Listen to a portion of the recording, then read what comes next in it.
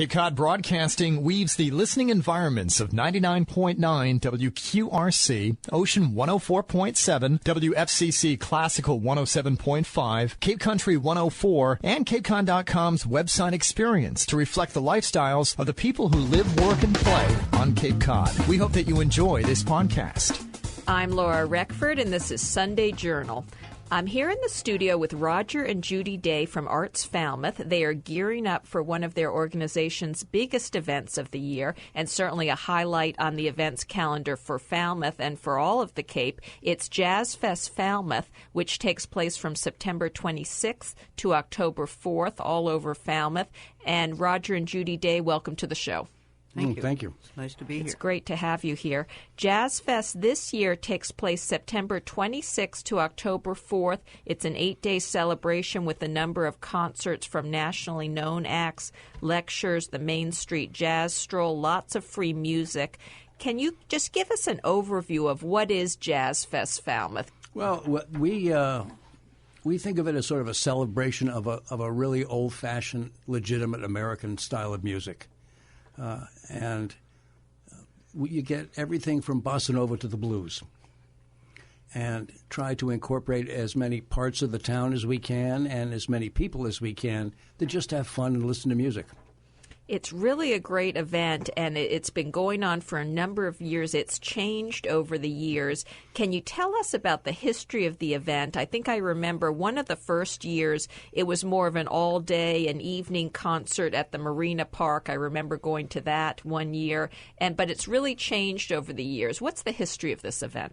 Well, we started, it was in '08 when we were in the park, and it was all day. It was noon to 10 o'clock, and we had continuous acts. We started with the high school kids, and that was the year we had Esperanza Spalding. Esperanza yes, Spalding. I remember that. And she won a Grammy later that year, perhaps. And we could never afford her now. We also had the Dizzy Gillespie All-Stars, and we had a good crowd. And Kate McGarry. And Kate McGarry as well, and then the next year, there was a monsoon. And I always, now jokingly, at the time it wasn't funny, say that people in Falmouth who had free tickets didn't come. Nobody came.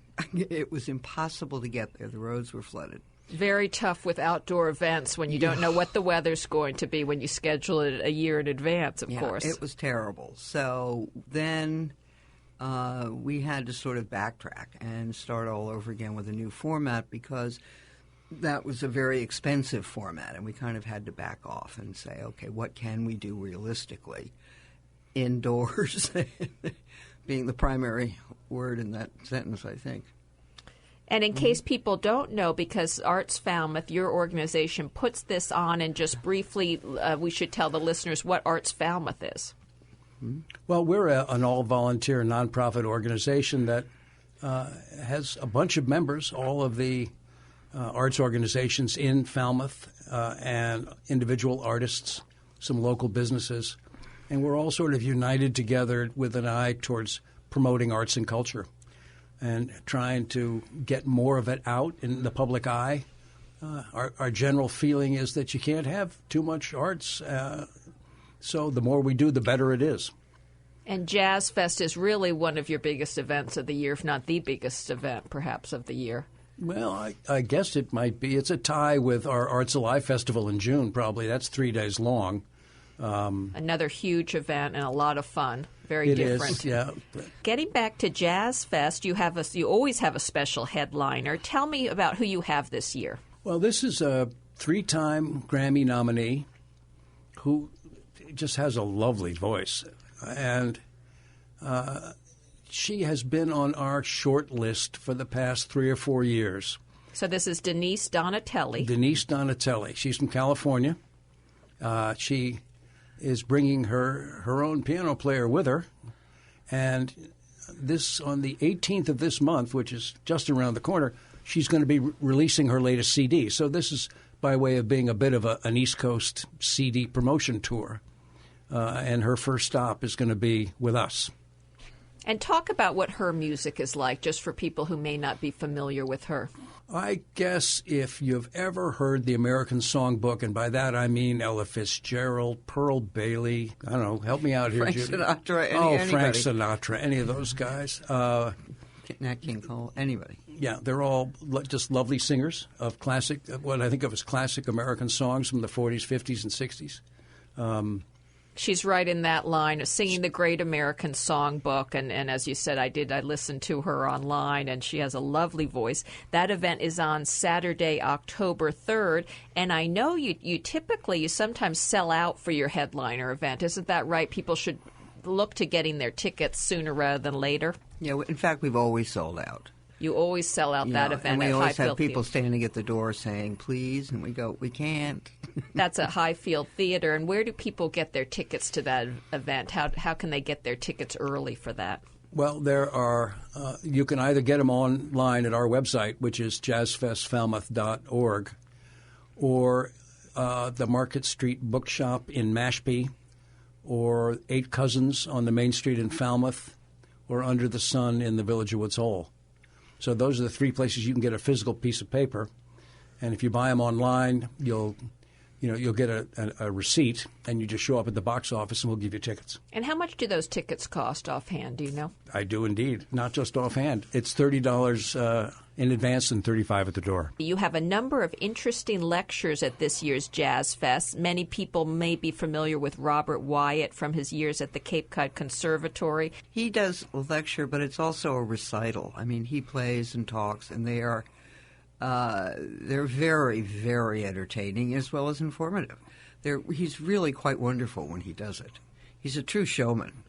It's marvelous. He does a recital, and I think you have a couple of others on the docket. That's at Highfield Hall. The next day, September 27th, is John Weber, who is absolutely an incredible pianist. I've never seen hands move quite the way he does. But he's also, again, he talks and he is charming and he knows everything about jazz and the artists and the music, and he's just an extraordinary person. Yeah, and then he'll say something about some jazz artist in 1922 and put his hands on the keyboard and boom, there it is. He'll tell you, you'll get a chance to listen to it. His understanding of jazz is encyclopedic. He's the host of the Piano Jazz Show on NPR. He took over Marion McFarlane's show on NPR, and now he has one where he tries to highlight young performers. Quite an entertainer, so a lot of wonderful lectures / recital, recitals with some lecture perhaps in it. I'm Laura Reckford, and this is Sunday Journal. I'm talking with Roger and Judy Day about JazzFest Falmouth. This year's event is coming up on September 26th, and it goes for 8 days to October 4th. Now, there's always a jazz stroll on Main Street. This year it's on Friday, October 2nd. And this, I know, for many people is a real highlight of JazzFest Falmouth. It's a community event. People come out and see local musicians. They're not all local. They come from Boston, and one of them actually he's based in New York now. But they're all very talented. Most of them are young, although we have one clarinetist who is 84 now. Anyway, so it runs the gamut from younger students to older. Yeah, but the 84-year-old used to hang in the jazz clubs back in the 40s and 50s. Yes, so exactly. He knows his music. Yeah, do you have a list of all the performers at the stroll? Can you tell us some of the names? No. That's the sound of someone reaching for their glasses, to see what the names are. Oh, well, the local ones. Flipside is definitely local, and everybody loves to listen to their music. And absolutely, and they come every year to the Jazz Fest every year, stroll. And Puritan has them, and it all works out just fine. Yeah, they have a ton of fun. The music is in individual shops and restaurants all along Main Street. Starts at 6 o'clock and runs until about 10. And then we're going to retire to Jack's for a jam session. But John Salerno is going to be playing this year. Russ Wilcox, he's a local guy, sax player. Jeremy Bernstein, Charlie Jameson's going to be playing with Cerise. She's going to sing. She's wonderful. She's She is terrific. wonderful, yeah. Yes. She really has developed. Every year she sounds better, I think. Absolutely. She's wonderful. Adlivio Freitas, who is Brazilian, is going to be playing along with another Brazilian who plays bass guitar and a keyboard. They're going to be playing mostly sort of bossa nova and south of the border music. Travis Bliss and the Sea Jazz from the Conservatory is going to be performing as well. So we have a wide variety of different kinds of music. Now, I would think the stroll would be a complicated thing to organize because you need to have businesses, retail shops, restaurants that stay open late, and they have the jazz musicians play in their establishments. Yeah, but you know something? They do it once, and they're just dying to do it again. It's a lot of fun. And the first year it was a hard sell. Why do we want to do this? But after that, it was very easy. They all want to come back. Other people want to be involved. They're all very happy. The venues are all very happy doing it. It's a lot of fun. It really brings a lot of people out, and we'll hope for good weather because that certainly helps with that event as well. Sure does. Our fingers are crossed. And you have another very popular part of the Jazz Fest is the Jazz Brunch this year on Sunday, October 4th. Tell me what the plans are for that this year. Well, it's a couple of guitarists who are going to sit and play while people eat their Eggs Benedict, or their scrambled eggs. It's just an easy listening sort of end to the whole process of the Jazz Fest. Now, at this event, as Jazz Fest has evolved over the years, do you feel like you have a formula that works now? Are you looking to do other things in the future? Or what are you thinking about this event as it goes forward? Well, that's a tricky question because, we have to raise the money to make this happen. And in this day and age, that's not easy. So we have that constraint. I mean, we probably have more great ideas that we don't think we can afford that we park in the back. I think we'd be probably doing another festival at some other time of year is what we'd be more inclined to do than to expand Jazz Fest, for example. I think Jazz Fest is plenty big enough as it is. We have the stroll is a free event, so people can get a chance to just walk around, walk in and out, listen to the music. When you can bring someone like Denise Donatelli to town, whom other people in town don't have a chance to listen to that kind of talent live right there in front of them. So that's a pretty good package. How do you pick the headliner every year? How does that come about? Well, we listen to a lot of people, and then everybody gets together and they sort of, what do you think? What do you think? And we winnow it down to a pretty short list. And then we have a not-so-secret ballot where I say, okay, now vote. Who do you want? Give me a 1, 2, 3. What are your choices? And Denise came out on top. Mm-hmm. Interesting. So there were people in the group who knew well of her and wanted her to be the one. Oh, well, we listen to a lot of music. So we've had a chance to get a grip on what she sounds like, the kind of music she sings, her voice. We check the people who are playing at the Blue Note in New York, Scullers in Boston, and a couple of other jazz places. And if they're on, the singers or whatever, the group is on their roster, then we sort of pick them up and say, okay, they're worth listening to. And then we just pick which one of that, So we come up with a list, and people just vote. And you probably start talking about the next year's one really right after this one, or maybe even before that. I just got an email this morning saying, what are the dates for next year's Jazz Fest? Yeah. And somebody else has contacted us about getting information, and I'm sort of, no, come on, let's get through this one first, please. And I'm sure people do plan their trips to town for this because it's been going for long enough where people know it's happening and they know there's going to be great entertainment. Well, it's a great way to spend the weekend. Because you can come and spend a couple of days, do a lot of music, or as little as you want. Close the weekend up with a brunch, and head back to whence you came.